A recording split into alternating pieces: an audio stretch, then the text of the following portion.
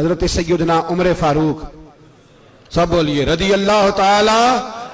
हजरत उमर फारूक रदी अल्लाह ताला का मुबारक जमाना है। हजरत उमर ने फौज भेजी ईरान के हुक्मरान के साथ जिहाद करने। ईरान के बादशाह ने 2 ईसाई जासूस भेजे, कहने लगा जरा पता तो करो मुसलमानों का रात का तरीका क्या है, मैं साफ बंदी कराता हूं। वो सारी रात साफ बंदी कराता रहा। 2 जासूस आए मुसलमानों की मालूमात करने।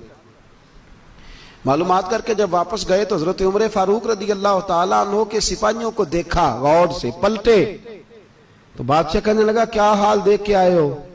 कहने लगा सारे मुसल्ले पे बैठे हुए, जितने घंटे हम वहां रहे हैं मुजाहिदीन मुसल्ले पे रहे, यूं लगता है जैसे उनका दुनियादारी से कोई ताल्लुक। और कहने लगे बादशाह कोई ऐसी ताकत है जिसको वो बुला रहे थे, कोई ऐसी कुव्वत है जिसको वो पुकार रहे थे। हमें भी वहां खड़े होके महसूस होता था कि हां कोई है जो आ जाएगा इनकी मदद के लिए, कोई है जो पहुंचेगा इनकी मदद करेगा।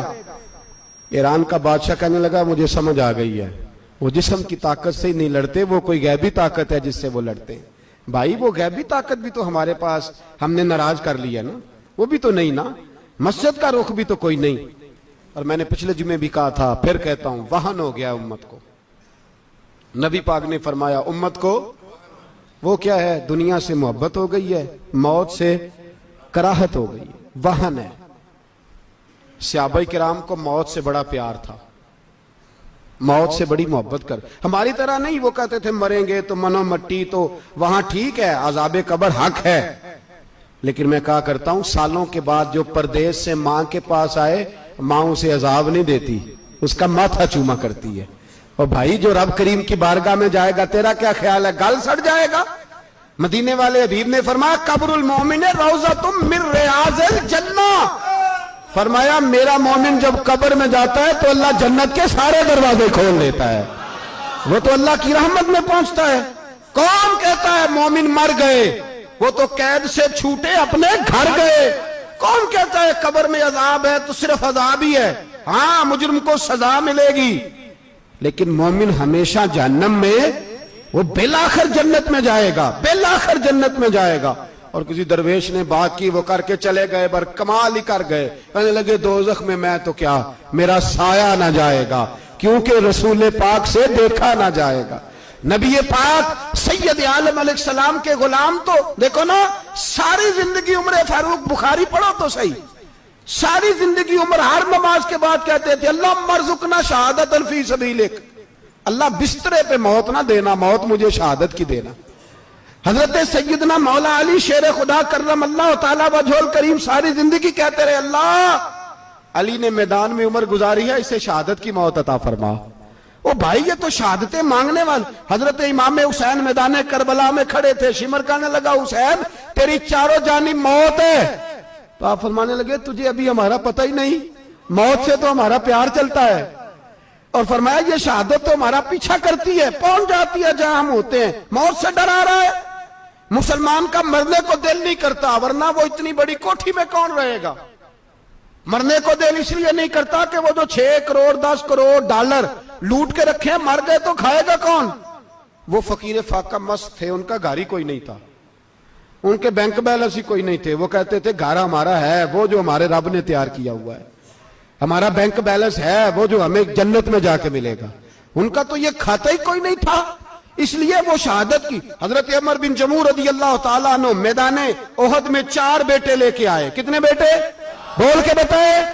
4 बेटे लेके अमर बिन जमू आए, और खुद एक टांग से लंगड़े से आप ही हैं, टांग छोटी है।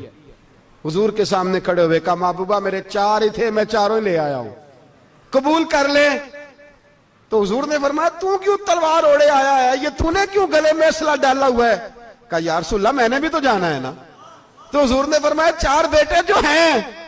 तो हजरत अमर बिन जमू ने बात की, सहाबा कहते हैं हम लबों से मुस्कुरा रहे थे, आंखों से रो रहे थे, क्या अजीब अंदाज है। हुजूर ने फरमाया अमर 4 बेटे जो आ गए तो तू रहने दे। तो हजरत उमर रो पड़े, कहने लगे महबूबा क्या लंगड़े जन्नत में नहीं जाएंगे? क्या हुजूर मैं लंगड़ा हूं तो मेरे लिए जन्नत कोई नहीं? मेरे हबीब पाक सैयद आलम सल्लल्लाहु अलैहि वसल्लम ने फरमाया अमर तो जरूर जन्नत में जाएगा। कहा महबूबा फिर बच्चे बाद में जाएंगे, मैं पहले मैदान में जाऊंगा। एक बीबी 4 बेटे लेके आई उहद में। कहा महबूबा कुल कमाई थी मैं ले आई हूं, मेरे पास कोई और शय होती तो मैं बचा के ना रखती। बेटे दे के ना हाजिरी लगवा के तो वापस दरवाजे पे ले गई। तो हजरत सैयदना अब्दुल्लाह इब्न उमर फरमाते हैं बीबी बोल रही थी तो मेरा जज्बा जिहाद बढ़ रहा था। अपने बेटों को कहने लगी मैं तुम्हें हुजूर के पास छोड़ के जा रही हूं, जब तुम मैदान में गिरोगे तो मैं तुम्हें देखने आऊंगी, देखना तुम्हारी पुश्त पे कोई जख्म नजर ना आए।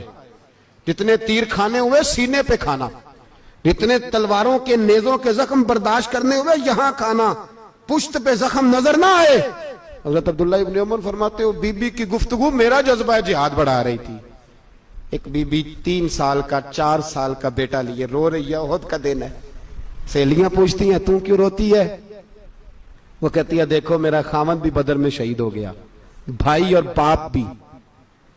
दिल करता है कोई जवान बेटा होता तो आज मुस्तफा के साथ उसे ही भेज देती। कोई जवान मेरे पास है ही 3 साल का तो क्या करूं, 3-4 साल का बच्चा क्या करेगा? पता नहीं क्या दलील आई, अचानक उठी, बेटे को सीने से लगाया, कपड़ा डाला, मस्जिद नबवी पहुंच गई। हजरत बिलाल कहते हैं मुझे मिली, कहने लगी बिलाल मुझे पता है हुजूर तैयारी करा रहे हैं जंग की, पर 2 मिनट अगर मेरी मुलाकात हो जाए। बिलाल हबशी कहने लगे हुजूर हम एक बीबी जिद कर रही है। हुजूर बाहर आए, कहने लगी हुजूर मैं फलां की बेटी, फलां की बहन, फलां की बेवा हूं, मैंने बदर में 3 शहीद दिए हैं, अब मेरे पास ये 3 साल का लाल ही बचा है, बड़ा फख्र है मेरा। लोग मुझे शहीद की बेवा, शहीद की बेटी, शहीद की बहन करते, दिल करता है शहीद की अम्मा भी कहीं जाऊं तो मेरा बेटा ले लें। सैयदना बिलाल कहते हैं हुजूर मुस्कुराए, कहने लगे ये 3 साल का नौने हाल क्या करेगा? कहते हैं अम्मा का अजीब जज्बा है।